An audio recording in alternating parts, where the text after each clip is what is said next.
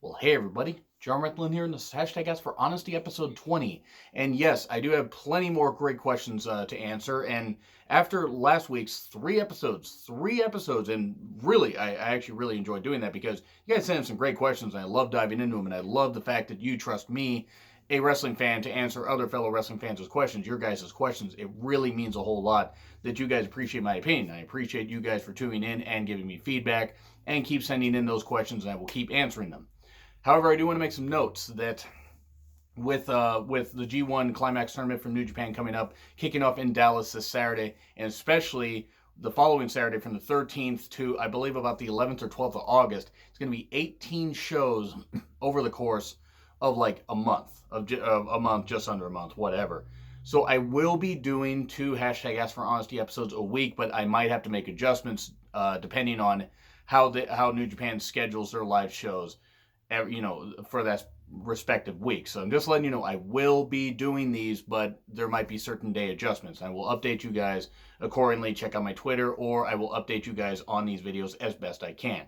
But you guys came to have your questions answered, and you can send them a couple different ways. Leave comments below here in this video, and you don't have to include the hashtag Ask for Honesty. Limit it to 4 questions if you can, because otherwise I might have to skip through some of the finer details. Or hit me up in DM on Twitter, and you don't have to use the hashtag Ask for Honesty there, or check the pin tweets that I usually put up Tuesday mornings and Thursday mornings for the respective shows the following day, and use the hashtag Ask for Honesty, wrestling, music, or movie related questions. So with that long introduction out of the way, just explaining some possible schedule changes, I'm going to get right into the questions, and the first one is from BSG103079. Brandon has asked, and a couple of these are Heyman and Bischoff related because, again, these are some old questions I wasn't able to get to. But he says, now with Heyman and Bischoff on board, give me one superstar from Raw and SmackDown you would give a championship push to. Drew McIntyre from Raw, Ali from SmackDown. How's that for a quick answer? I'm going to type into it a little bit more, but Drew McIntyre for sure. Drew McIntyre should be more Shane's lackey. I do not understand why they do not see the point. He gets tagged in these matches, or he looks like a killer, but he doesn't win. He's lost to Roman Reigns like 3 fucking times, and 3 regular times. Drew is a great talent. I'm not saying that Drew should go on a Goldberg undefeated streak or anything like that, but do not tell me that Drew cannot be used a whole lot better and cannot be the Universal Champion. I mean, he should be. He should be the one to take the title from Seth Rollins. He probably won't be. It'll probably be Baron Corbin because we can't have nice things. But yeah, Drew, I just don't understand what they're doing with Drew. Drew would be the one I would push from Raw. And SmackDown, if we're going to go with somebody other than Shane taking the title from Kofi, I would say Andrade should take the title from him. And then you build to a bit of a long program between Ali and Andrade and have Ali take it at the Royal Rumble. Or you even stretch it out till WrestleMania, because I think Andrade could actually be a very, very long-running WWE champion. Hold it from, like, say, SummerSlam, or I don't know, like maybe Survivor Series or something. Well, no, Survivor Series wouldn't be very long. It'd be similar to his title reign when he beat Drew McIntyre at TakeOver War Games. TakeOver War Games 1, not TakeOver War Games 2, Electric Boogaloo. But then you could have Ali win it at WrestleMania next year.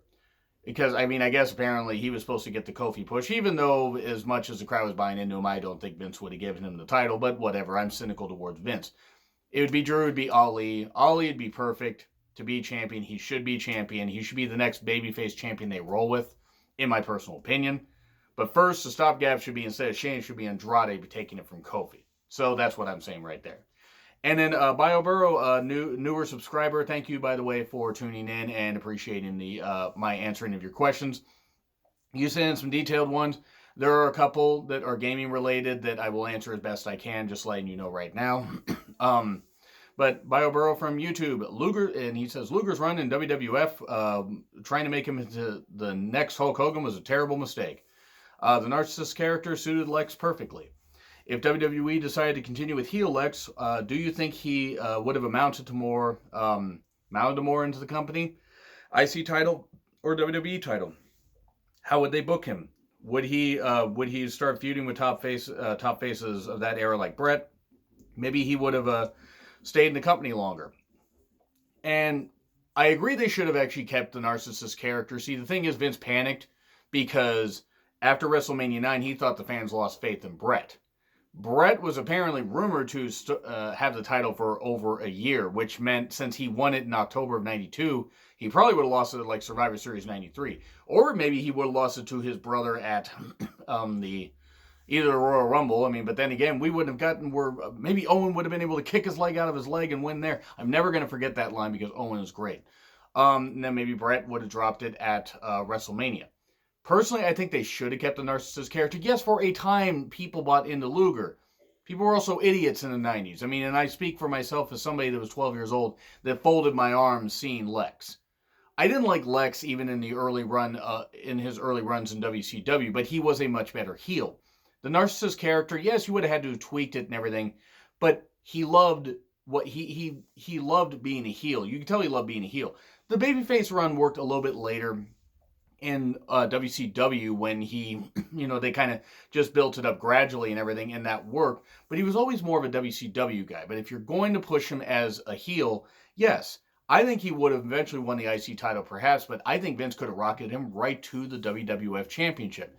The problem is that would have required maybe Hogan. Now, I would have had this. If you're going to go with Hogan, I would have had Hogan lose it to a heel Luger at, say, SummerSlam, and then you could have had Brett win it from Luger around, say, Survivor Series or something like that. And actually, I think I fantasy booked something like that. Not the Luger-Hogan part, but Luger winning it and then being made in the USA and all that stuff and everything, but then going more heel and whatever. That was a very bizarre video that I did fantasy booking. But anyway, I think the heel turn, I think him staying a heel and him just smashing through guys and eventually beating Brett probably would have been the better call because I think Luger was much more naturally hateable. It just, I don't know. The Made in the USA thing was such an attempt to carbon copy Hogan, and Luger. Luger was never great unless you had him with the right opponents. He obviously worked better being a bad guy, and him being a heel champion actually I think would have benefited Vince a whole lot more. At least that's my opinion. Because after they had him had him only beat Yokozuna by countout at SummerSlam 93, that didn't work. It ultimately didn't work. It fucking failed miserably. So yeah, keeping him a heel might have been a better idea. Would he have stayed in the company longer? Probably not. I kind of don't blame Luger for going back. I don't agree with how he went back, but it was what it was. Then we get to question number 2. I do like that question, though, by the way. That was very good. Second question. It's very rare to see a big name never work for WWE. Even Sting did. His question, why do you think Great Muta never worked for them? Even after WCW folded. That's bizarre to him. I think Great Muta just had more commitments in Japan and probably didn't want to do all the traveling. He made shots in WCW after his year-long run or whatever it was in 89 to very early 90. And they were going to turn him babyface, and I hate to say it, but that's the one good idea that Jim Herd had, apparently, was that Muta would have appealed to the kids. And he would have. He appealed to me, and I was 8, 9 years old when I first saw Muta in WCW. I'm just like, this guy's cool. And, I mean, you see a guy with, face paint and mist, and the fact that he can do all these flips and all this shit, and the Muta salt and the kicks and all that. I think Great Muta just had more commitments in Japan and probably didn't want to go. Liger did do an appearance in NXT, facing off against Tyler Breeze at TakeOver Brooklyn 1. But Muta could have done something similar, but by that point, Muta, if WWE had Network 15 or 10 years earlier, maybe Muta might have done something like that. He did face off against a WWE superstar or, wrestler or whatever you want to say. He faced off against Hogan in the 90s. And actually, I think 93 specifically. And Muta was always better suited in Japan. I'm not saying that it couldn't have worked, but by the point that they could have brought him in, I don't think he would have fit. Honestly. And I think he knew that, and I think he just really was more comfortable in Japan. That's my opinion. I would like to have seen it, but I think he was more comfortable in Japan. And then question number 3. This is where we get to the gaming stuff. In WWE 2K14, still play it, by the way, there's an Undertaker break and defend the streak mode, which I didn't know because it's been a while since I played that game. There's also a victory list page for all the guys that Taker beat, except for Giant Gonzalez and Sid, Mania 9 and 13 respectively. And his question is, why do you think they decided to not list them? Snuka and Bossman are also not playable, but still listed on the page. Could just had to do with how big the roster was and they didn't want to include some people. Maybe they didn't want to try to get the likenesses, even though they own the likenesses of the characters. It could have just been due to the roster side. Maybe they feel that people didn't want to play as Giant Gonzalez or Sid, and then Snuka and Bossman weren't playable. I think it just may have had to do with the software, the roster size and all that stuff and everything. I know that's a bit of a, maybe a weird answer to the question, but I haven't played that game in so goddamn long, so that's the only thing I can come up with, is that the roster size probably is what came down to it. They didn't want to add more people that maybe weren't going to be played, because the rosters have gotten bigger and bigger and bigger as the games have gone on and as the software has gone better. So that's just my guess. And then question number 4, another video game related one. WWE games have included made-up characters like Masked Man, Tony was Cena's soldier friend. Again, I haven't played a ton of newer WWE games. Durbin, myself, we did play WWE 2K18, and the controller scheme was just absolutely insane. It was just absolutely ridiculous. Red and green, it was the moveset dummy. So, like, when you create characters, kind of even back in the WWE or WWF 2000, WrestleMania 2000 and No Mercy stuff, when you create characters and you got the dummies and everything, that kind of stuff. Druid, Arnold, the Terminator. They actually had Arnold Schwarzenegger as the Terminator, and zombies of Finlay, Santino, and Triple H. Do you like the idea of including extra made-up characters in WWE? Who out of the ones mentioned did you play and enjoy the most? I only played a little bit of Arnold. This is Terminator one. I don't really remember too much about them. I like the idea of made-up characters, is having a little more fun with it, because video games are supposed to be fun. But I couldn't really tell you out of Arnold, besides Arnold, who I really played as, since I don't play a lot of modern video games. Myself and Durbinator do game streams. As many of you have seen, I played Super Mario RPG in a lengthy stream, and I'm playing Paper Mario 64 currently. And I'm probably going to be up to part 20 before we're even done with the game. But yeah, Arnold really is about it, because the rest, I haven't played enough of the video games really to answer this question in detail. Sorry. Thank you for saying them in, but I don't really know all that much about it. I wanted to answer them. I didn't want you to think I was ignoring them. I'm just like, how am I going to answer these except for like a minute-long answer? And then question number 5. What is your favorite psychological horror thriller movie out of these? And I mean, I assume out of these because there's obviously way more. 6th Sense, 10 Cloverfield Lane, Babadook, The Others, Vault of Horror 1973, or something else. I'm just going to go with out of these because there's way too many. I mean, Hereditary could be a psychological horror. I just saw Midsummer yesterday. That was a good psychological horror. I enjoyed that. Out of those, I'll rank them here.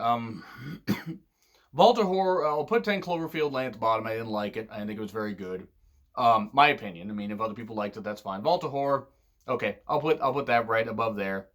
Vault of Horror is good, but some movies age well, some don't. 6th Sense, right above that. The Others, and then the Babadook. And I love the Babadook. Babadook was absolutely incredible. I fucking love that movie. I gotta watch it again. I think it's on Netflix currently. I'm probably gonna have to watch it at some point, because it's a movie that touches on mental illness and dealing with loss and all that stuff and everything, and how a single parent can go absolutely basically insane. And the kid's very, very annoying, but again, the kid also has his own issues and everything, and there's a lot of really, really good shit with it. I encourage you guys to see the Babadook if you hadn't. So I'll just say ranked out of those, because otherwise we could get into a whole detailed discussion. I could be here for an hour and have to split up the videos. So I'll say the Babadook out of those that you suggested. But good question, by the way. And then Critical Sting from YouTube. Do you think it's possible that future NXT call-ups would be utilized worse than the NXT call-ups? I don't think it's just possible. I think it's going to fucking happen. Pete Dunne, if Pete Dunne is called up at any point, I guess Pete Dunne could be on 205 Live. I think he's right around the 205 cusp. He might be 200. I don't know. I don't really pay attention to wrestlers' weights all that much. But nothing against 205 Live, but what they really need to do is just absorb that in NXT. And I say that every single time, but they really need to, because 205 Live it's dead in the water no matter how hard people work. But yeah, I think it's very possible that any of the NXT UK call-ups that they do, if they do any, that they'll be used pretty fucking badly. Tyler Bate was supposed to be called up and didn't want to be, and that's why they ended his UK title reign so soon. That's why Pete Dunne wanted at TakeOver Chicago onto it a bit longer, apparently, if you believe the reports and believe the rumor mill and all that stuff. It does kind of make sense, because it was a bit bizarre that Tyler Bate only had it for 4 months, even though Pete Dunne would have a long dominating run. I can see pretty much everybody being fucking, utilized horribly. Toni Storm, maybe not, because Toni is goddamn talented and really, really good. And Rhea Ripley is somebody they really should use well. I mean, obviously not yet, but utilize her well in NXT. I mean, yeah, she's in NXT UK, but I prefer her in NXT. I think she should be the one to beat whoever beats Shayna for the title at TakeOver Toronto 2, Electric Boogaloo. But yeah, I think it's very possible the NXT UK calls could be used really, really badly. Have you seen how they use a lot of the NXT call-ups? I mean, I think it's almost a guarantee. Not everything's going to work in NXT and work the same on the main roster. I totally understand that.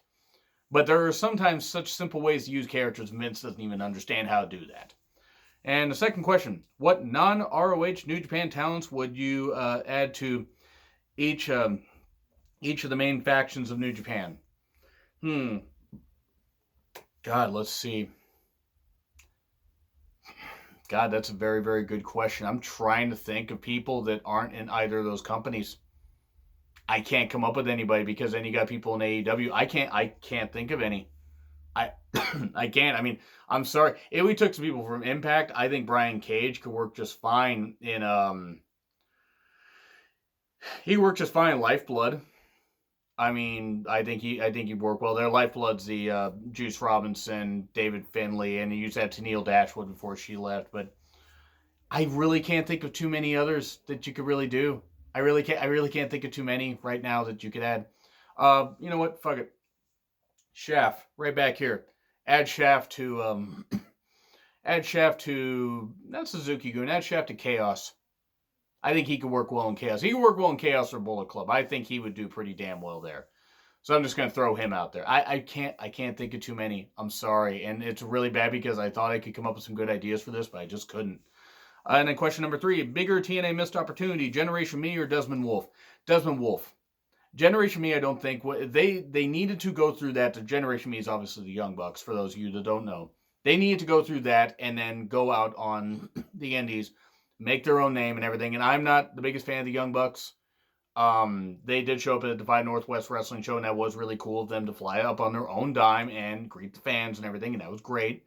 And I respect what they do in the ring a lot more, especially after seeing their match with Kota Ibushi and Kenny Omega, the Golden Lovers, at Strong Style Evolved. I always go back to that because the Bucks are capable of putting on a good match and selling when they don't want to do their video gamey flippy shit and all that. But Generation Me, I don't feel was a big missed opportunity. I think TNA could have used them better.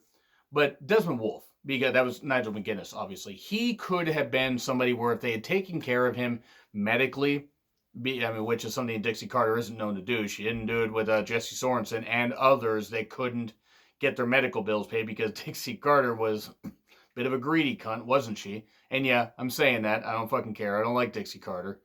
Desmond Wolf was a bigger missed opportunity. They really could have used him a whole lot better. It's disappointing they didn't. Now, it's fine that, he got out of the Nigel McGuinness got out of the ring and is able to do commentary and all this stuff and now is doing great things in WWE and imparting his wisdom on others. I just feel that had they been able to help him a bit with his medical issues, if you don't know what those are, watch the Nigel McGuinness story. You'll know what I'm talking about. But had that been able to get addressed, I think he could have been a great wrestler for them. And he had a great series with Kurt Angle. A great match, I believe it was Turning Point 2009. I think it was Turning Point 2009. And he had some other good stuff, but it was short-lived. And I feel that had things worked out better, it would have been better for him than it would have been for Generation Me. And then L Ringmaster, what is the most overrated match you've seen? Long list here. If I had to throw one that I feel was overrated that other people really, really liked was Triple H versus Undertaker, WrestleMania 27. Never really cared for that one. God, let's see. Because there's a whole lot there. I would almost say Hogan and Warrior. Because it was a clash of two big titans and Vince caught lightning in the bottle. But people were like, oh, the match is great, the match is great. The match is great as a spectacle. The match is a goddamn atrocity if you take a look at it, like, in general. Those are two that really, really leap out in my mind. I can see why people might say the Punk versus Cena at Money in the Bank 2011 is overrated. The atmosphere is great.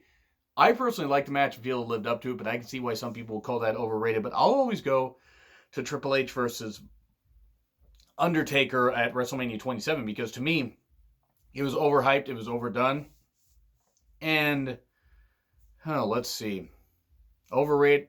I hate to throw this one out there because even though I like the match, but I'll say Cena versus The Rock at WrestleMania 28. Now it's a good match and a great atmosphere, but as far as like being anything good, not really. Now it's better than their Mania 29 match. Don't get me wrong. And Mania 31. You know what? Reigns versus Lesnar at WrestleMania 31. I do not get why people say, "Oh, it was such a great match, such a great match." I didn't think so. Now that's fine if other people thought so or thought otherwise. I just didn't. I just didn't think it was all that good. I'm sure there are others I can think of. I might come up with a list at this at some point and say, matches that were matches I feel were overrated or praised matches that I didn't like or something like that. But yeah, that's really all I can think of with that. So I always go. I'll go to Lesnar and Reigns at WrestleMania 31 and Triple H and Taker at Mania 27. And then there are others you can sprinkle out in there. And again, I understand why people think the Punk versus Cena at Money in the Bank 2011 is overrated. But then we go on to Brian Stromont on YouTube. Your thoughts on Heyman and Bischoff's new roles in WWE? Bit of a backward step. Yeah, it is. It really is. I did do a video of Vince McMahon's desperation, a real honest rant, at some point. This is going to be a bit short because I don't want to chew my food twice, even though I already do that quite a bit, because I tend to repeat things, and I apologize for that. But it is a bit of a backward step. I don't really like it. I understand that Vince maybe can trust them, but we need new blood in there. We don't need guys that are in their 50s, 60s running a company. Even with the wealth of experience that they have, we need people that are, Bischoff's in his mid 60s? I respect the guy for wanting to get back into it, but no, you really don't need that. You really don't. You don't even need Heyman there, or at least in that creative role. Let's bring some people in that maybe have a bit of a mindset towards the newer generation of fans, which might not appeal to me necessarily because I'm a bit of the old school mind and I hate the 24/7 title and stuff like that. But you do have to appeal to newer fan bases and people that are going to be around for quite a bit longer. And I don't know if Heyman and Bischoff can do that. Maybe they can. I don't know. But it very much is a backward step. And D Broncos 78087. How do we get people to stop pretending like WWE has a ratings problem? They are consistently highly ranked against what the TV executives are judging them against, not what WWE fans do.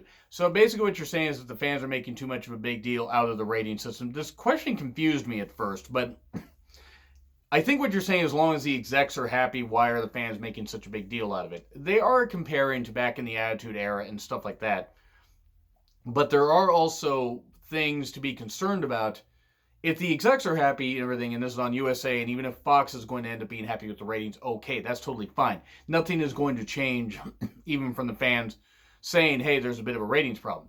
But you can't ignore the fact that that more and more fans are tuning out, that are, they're maybe watching clips on YouTube or whatever. Great. They're getting some traffic on YouTube. That's not helping the bottom line when it comes to USA. They're getting their money from USA. They're going to be getting their money from Fox, getting their money from Saudi Arabia, and all that. They're set financially, and I totally understand that, but they do have a ratings problem. Now, is it as big and blown up as people say? Maybe not.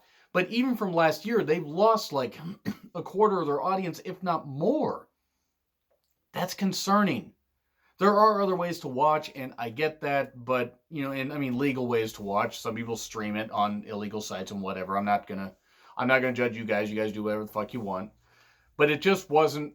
It is a concern to me, and I think the execs being happy is great, but if fans aren't tuning in, if the ratings keep going down, it is going to become a problem. Some people do blow it up too much. I will agree with you there. And then second question, as someone with a wide depth of knowledge about wrestling or about WWE and others, well, thank you, wrestling history. Thank you very much, by the way. I try as much as I stumble over my words. How does the creative waste of Rusev compared to those in the past? Was there someone else with the crowd so far behind them and WWE squandered? I actually do have kind of a bit of a related thing here. I'm going to do ill-advised heel turns. list at some point, possibly next week. It depends on how much time I have on my hands. I really need to wash my hands because otherwise I'll have all that spice over me. Haha, puns, I have them. But anyway, Zack Ryder would be one that I feel they could have pushed pretty damn well, and they didn't. Daniel Bryan tried to undercut him at every corner in his first run, then before he retired. Rusev's right up there. Rusev is right up there as far as like a bad, is like badly used. Like, even though he had that feud with Cena and everything, that was great. He got beat by Cena. Then they did the whole summer Lana Ziggler thing that went absolutely nowhere. He has good matches, but every time he gets himself over, they cut him down. The Rusev Day thing, they cut him down there, and I just don't fucking understand. Rusev probably is the most squandered wrestler that they have as far as main roster in a good while. Now, Bayley's right up there as well, because they're still having to repair a whole lot of stuff with Bayley, and I do not fucking understand. It's really goddamn lame how badly they used her for a couple years. Now, yeah, she's a current champion now, and his feud with Alexa Bliss is going absolutely nowhere. It's just dragging down Nikki Cross and all that. But yeah, I would say Rusev and Bayley would probably be it. Others, I'm really trying to think about who else they've squandered. They did kind of squander Ember Moon in NXT. Even though she was champion, they really kind of squandered her. Kairi Sane and Asuka have been squandered. The Iconics have been squandered. But as far as major popularity, Rusev would have to be right up there. He's gotten himself over multiple times. They've cut out the legs from under him. And if he leaves, if him and Lana leave, they will be Dynamite in AEW, New Japan, whatever. It doesn't really fucking matter. They would be absolutely on fire. Which means somebody should put them out. But yeah, Rusev would have to be right up there. Bayley right below. There are some others, but those are two in particular that I can think of that they cut down the popularity of for absolutely no reason. And then Vince wonders why we won't cheer his handpicked guys. And final questions from Farron53. Should AEW cool it on the comedy on the pre-show / buy-in? It might prevent on-the-fence viewers from giving the main show a chance. Yeah, they should.